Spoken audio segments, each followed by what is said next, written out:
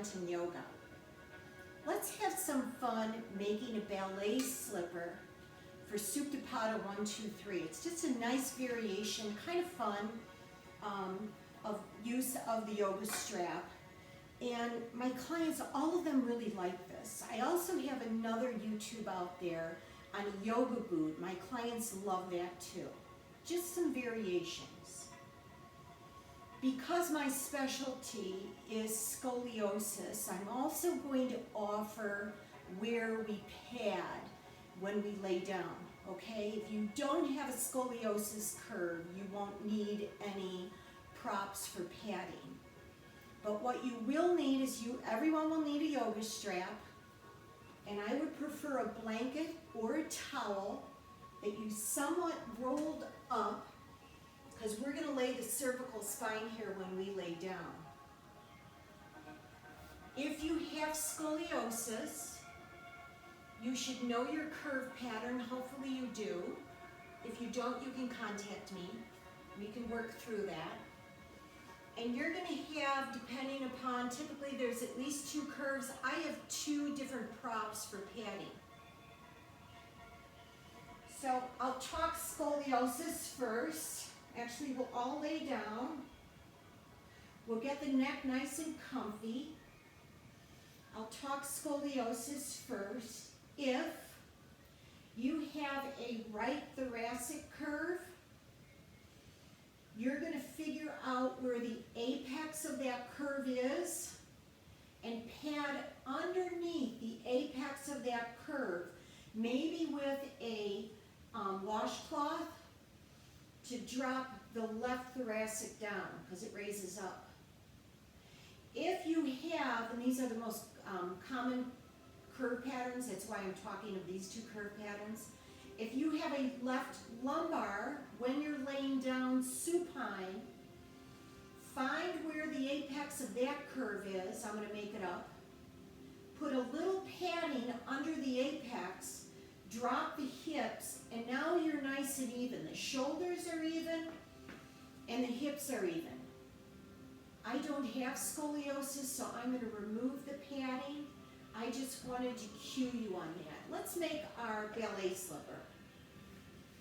So I have a strap, and I've measured it out so the ends are even, and I know where my middle point is. I take my middle point, the camera's facing my left side, so I'm going to hug my left knee in and put the strap around my left heel, not the instep of my foot because it will irritate plantar fascia. I'm going to bring the foot towards the ceiling, keep the knee bent, and here comes my ballet slipper. We're going to crisscross in front of the ankle on the shin. We're going to crisscross the strap behind the calf, bring the straps forward. Right hand will grab right strap, left hand will grab left strap, and the elbows come down by the side body, broadening the collarbones. Heel pushes to the ceiling, but there will be a micro bend in the knee so as not to hyperextend the knee. Now, this might be it for you in your hamstring stretch. That's what Supta Pada is, okay? This might be it, and that's okay. I don't want it so intense that you're shaking. That's not good. That's going to get you into spasm, especially scoliosis, right? And then maybe you decide the opposite leg extends, push that heel to its forward, stare at the ceiling and relax your jaw. Here we are in Supta Pada 1. Let's go to 2. Let's have the strap grabbed in the left hand. Make sure the strap is below the knee so we don't put any tension on that knee. Drop the left elbow in line with the shoulder. I call that kickstanding, and bring the left leg over. Bring it over and bring it back. Right hand on the top of the right hip, pushing the right hip down, pushing the right thigh into the mat. Jaw relaxed. 7 up to 10 breath cycles. No more, especially for scoliosis, you'll go into spasms. Engage your transverse abdominis, and with an exhale, bring that foot back to the ceiling. Transfer the strap to the left hand. Left elbow will kickstand, and we're going to bring that left foot over, but keeping the left hip down on the mat. If you have a left lumbar curve, this is where you stay. If you don't have any curves, we can add a little bit of traction. Make a letter L with the hand. Put that letter L in the hip crease, push it forward. And now you've added some traction, adding length in the spine. Left lumbar curves do not do this. 7, no more ever than 10 breath cycles. Come back center. Remember, scoliosis students, you still have padding underneath the convexity, okay, to lower the concavity because it's popped up. When you're laying down, we're going to go to the opposite foot. That will be my right foot. I'm going to put it around the right heel. Extend a bent knee up, flexed foot, toes spread. Crisscross at the shin. Here comes my ballet slipper. Crisscross behind the calf. Pull elbows down, broaden the collarbone. Maybe the foot is up, maybe this is it, that's okay. But don't lose the curve of the lumbar spine. So keep your hips down. Don't roll so the hips are off.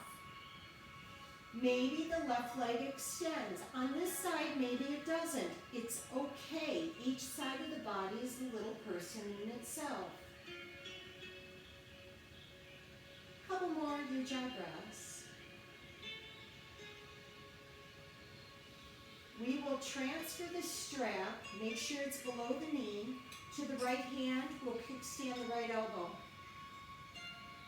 Left hand on the top of the left hip. The right foot will come over and back. Left hip doesn't pop. Staring at the ceiling.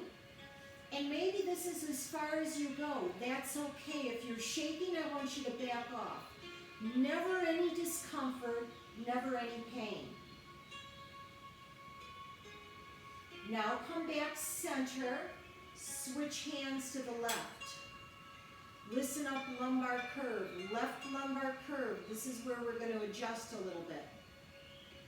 Everyone else just follow my cue. Everyone, drop the left elbow.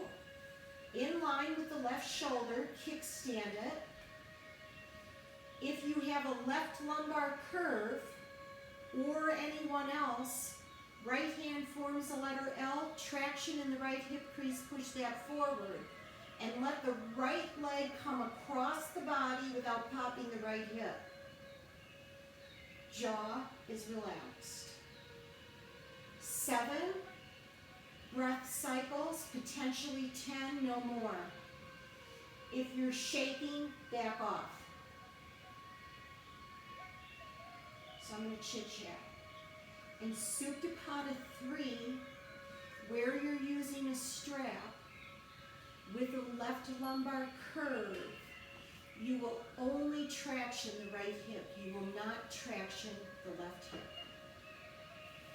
And I release. And I bring myself up, and I hope you enjoyed. If you have any questions, reach out to me at lindabentonyoga.com. Thanks so much, and have a great day.